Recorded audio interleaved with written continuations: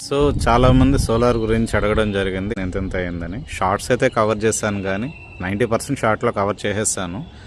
కాకపోతే ఒకసారి ఒక వీడియో లాగా తీసేద్దామని చెప్పి అనుకుంటున్నాను. ఇది వచ్చి 4kV 4kW ఒక రకంగా చెప్పాలంటే.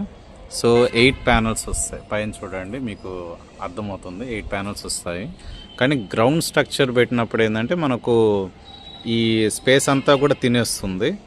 మీకు ఇంక అర్థమై ఉంటుంది, ఇంత ప్యానల్ నేల మీద పడిందంటే మాత్రం మొత్తం కవర్ అయిపోతుంది. సో అందువల్ల ఏం చేశానంటే సూపర్ స్ట్రక్చర్ పెట్టించాను. ఇది ఒక 20,000 దాకా అయినట్లు ఒక రకంగా. సో కింద ఒక టీపాయ్ లాగా ఒక చిన్న అరేంజ్మెంట్ చేసుకున్నాను. ఒక 3 లక్షల లోన్ మనం పెట్టుకుంటాం, సూర్య గారి మీద లోన్ ఇస్తారు. సో అంటే 3 లక్షలు వాళ్ళు ఎస్టిమేషన్ వేస్తారు కాబట్టి. అండ్ 78,000 మనకు సబ్సిడీ వస్తుంది. అండ్ అంతకుముందు ఒక అడ్వాన్స్ ఇచ్చున్నాను, 20,000 ఇచ్చాను. సో 3,20,000 రూపాయలు నేను వాళ్ళకి ఇచ్చినట్టు. అండ్ పైన ఖర్చులు ఇంకా అన్నీ ఉంటాయి కదా, కొంతమందికి టీ ఖర్చులు అని చెప్పేసి ఇప్పుడు పేర్లు పెట్టారు. సో ఆ అమౌంట్లు, ఆ తర్వాత అవి ఈ రిజిస్ట్రేషను, సో అన్నీ కలుపుకొని ఒక పైన మనకు 20-30,000 దాకా అవుతుంది. వన్ టైం ఇన్వెస్ట్మెంట్ కాబట్టి నేను అంత ఆలోచించలేదు, ఎంత అడిగితే అంత పెట్టేశాను. సో టోటల్ నాకు ఈ 4kVకి విత్ సబ్సిడీ అంటే 78,000 మనం సైడ్ చేస్తే 2,50,000 దాకా అయ్యింది. సో ఇది మైండ్లో పెట్టుకోండి. ఒకవేళ 3kV పెట్టుకుంటే మాత్రం వాళ్ళు చెప్పడం 1,80,000కి అయిపోతుంది 3kV అంటారు, కాకపోతే 2,20,000 దాకా అయిపోతుంది. పై ఖర్చులు, టీ ఖర్చులు, అండర్లైన్ టీ ఖర్చులు, సో ఇవన్నీ కూడా కలుపుకొని అవుతాయన్నమాట. అందుకని కొంచెం ఒక మైండ్లో పెట్టుకోండి. ఇవన్నీ టాటా ప్యానల్స్ అనమాట, బ్లూ ప్యానల్స్ కాదు. ఇవి బోత్ సైడ్స్ పవర్ జనరేట్ చేస్తాయి. అండ్ ఇక్కడ మీరు గమనిస్తే ఒక పోల్ కనిపిస్తుంది కదా, ఆ పోల్ వచ్చి ఎర్త్ పోల్ అనమాట. పిడుగులు పడ్డప్పుడు అటువంటి సిచ్యువేషన్లో ఆ పోల్ అయితే హెల్ప్ అవుతుందని చెప్పేసి మనకు చెప్తారు. ఖచ్చితంగా ఇలాంటివి అరేంజ్ చేసినప్పుడు మనకు అలాంటి ఎర్త్ పోల్ అయితే ఒకటి ఇవ్వడం జరుగుతుంది. కింద ఒక అంటే మెయిన్ మీటర్ భాగంలో గవర్నమెంట్ నుంచి ఒక మీటర్ ఉంటుంది, వీళ్ళ నుంచి ఒక మీటర్, అండ్ సోలాక్స్ అని చెప్పేసి వైఫై ఇన్వర్టర్ అయితే ఒకటి ఉండడం జరుగుతుంది. సో దానికి నిరంతరం వైఫై కనెక్షన్ ఉంటే అది ఒక యాప్కి సింక్ అవుతుంది. సోలాక్స్ అని చెప్పి ఒక యాప్ ఉంటుందన్నమాట, ఆ యాప్కి సింక్ అవుతుంది. ఎంత జనరేట్ అవుతుంది, ఎంత కన్జ్యూమ్ అయింది మొత్తం కూడా అందులో రికార్డ్ అవుతూ ఉంటుంది. ఫర్ ఎగ్జాంపుల్ ఇది ప్రతిరోజు నైట్ 9కి మనం రిపోర్ట్ వచ్చేలాగా అరేంజ్ చేసుకోవచ్చు, అంటే ఈమెయిల్ వచ్చేలాగా అట్లా అరేంజ్ చేసుకోవచ్చు. లేదా యాప్ మీరు రెగ్యులర్గా చెక్ చేస్తే ఈవినింగ్ 6కి డిస్కనెక్ట్ అవుతుంది అనమాట. సో ఈవినింగ్ 6 దాకా మనకు కంటిన్యూస్గా ఈ జనరేషన్ ఎంత అవుతుంది అనేది మనకు అక్కడ క్యాలిక్యులేషన్ ఇవ్వడం జరుగుతుంది. సో ఒక్కోసారి రోజుకి అంటే ఇటువంటి వెదర్ కండిషన్లో కూడా మనకు 10kV దాకా జనరేట్ అవ్వడం జరుగుతుంది. మొన్న అత్యంత లీస్ట్ అసలు కంప్లీట్ ఫాగ్ కండిషన్స్ అలా ఉన్నప్పుడు 0.50 kW పర్ అవర్ అనమాట జనరేట్ అవ్వడం జరిగింది. సో అట్లాగా మినిమం ఎంతో కొంత 500 వాట్ అని అట్లీస్ట్ జనరేట్ అవుతుంది.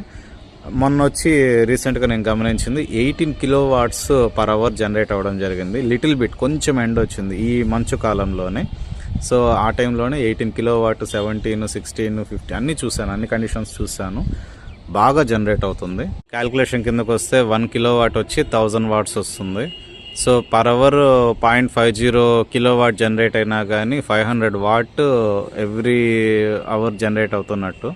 సో మనం ఏవైతే యూస్ చేసుకుంటున్నామో లైక్ ఫ్యాన్స్, లైట్స్, తర్వాత టీవీ, కంప్యూటర్ కావచ్చు, ఇవన్నీ ఏదైనా కావచ్చు, అవన్నీ తీసుకోగా మిగిలిన కరెంటు ఎట్ ఏ టైము గ్రిడ్కి అయితే కనెక్ట్ అయిపోతుంది. ఇది బ్యాటరీ సిస్టమ్ కాదు, గ్రిడ్ సిస్టమ్ అనమాట. సో డైరెక్ట్గా గ్రిడ్కి కనెక్ట్ అయిపోతుంది. మార్నింగ్ 6 నుంచి ఈవినింగ్ 6 వరకు మనకు గ్రిడ్ మీద రన్ అవుతుంది. తర్వాత మన నుంచి ఎటు తిరిగి గ్రిడ్కి వెళ్ళిపోతూ ఉంటుంది కాబట్టి మనం నైట్ యూజ్ చేసుకునే గ్రిడ్ కరెంటు అంటే గవర్నమెంట్ నుంచి వచ్చే కరెంటు మనం యూజ్ చేసుకుంటాము. సో ఎటు తిరిగి మనం ఇచ్చేస్తున్నాం కాబట్టి అదే కరెంట్ మనం యూజ్ చేసుకుంటున్నాం కాబట్టి మినిమం ఛార్జెస్ పడే అవకాశాలు ఉంటాయి. సో నాకు ఇంతవరకు ఫస్ట్ బిల్లు కూడా రాలేదు కాబట్టి నేను చెప్పలేను. మొన్న మాత్రం నామమాత్ర బిల్లు ఉంటుంది కదా, పాత బిల్లు, సో అది ఇవ్వడం జరిగింది. ఈ మంత్ నుంచి వచ్చే బిల్లు నాకు కంప్లీట్గా సోలార్ మీద వచ్చే బిల్లు. ఫస్ట్ టైం తీసుకునే బిల్లు నేను మంచు కాలంలో తీసుకుంటున్నాను. సో అది వచ్చిన తర్వాత నేను ఒక షార్ట్ అయితే పెట్టడం జరుగుతుంది. సో నేను ఇప్పుడు చూస్తున్న క్యాలిక్యులేషన్ ప్రకారం బాగా జనరేట్ అవుతూ ఉంది. 18 కిలోవాట్ ఒక నామమాత్ర పెండకు వస్తుందంటే అది నిజంగా చాలా గ్రేట్ విషయం. ఇది వాళ్ళు చెప్పే లెక్కల ప్రకారం ఒక 5 ఏళ్లలో మనం పెట్టిన అమౌంట్ మొత్తం మనకు వచ్చేస్తుంది అన్నట్టుగా చెప్పారు. అసలు ఈ మంచు కాలంలో వచ్చే ఫస్ట్ బిల్లు ద్వారానే మనకు క్లారిటీ వచ్చేస్తుంది. సో ఎండాకాలం కూడా ఎక్కువ యూసేజ్ అయితే ఉంటుంది. కానీ కొన్ని విషయాలు అయితే చెప్పాలి. ఇక్కడ చాలామంది అనుకుంటారు సోలార్ ఉన్నప్పుడు అందరికి కరెంటు పోతే మనకు ఉంటుంది అనుకుంటారు. అది రాంగ్. ఎందుకంటే గ్రిడ్ కనెక్షన్ ఇచ్చుంటాం కాబట్టి.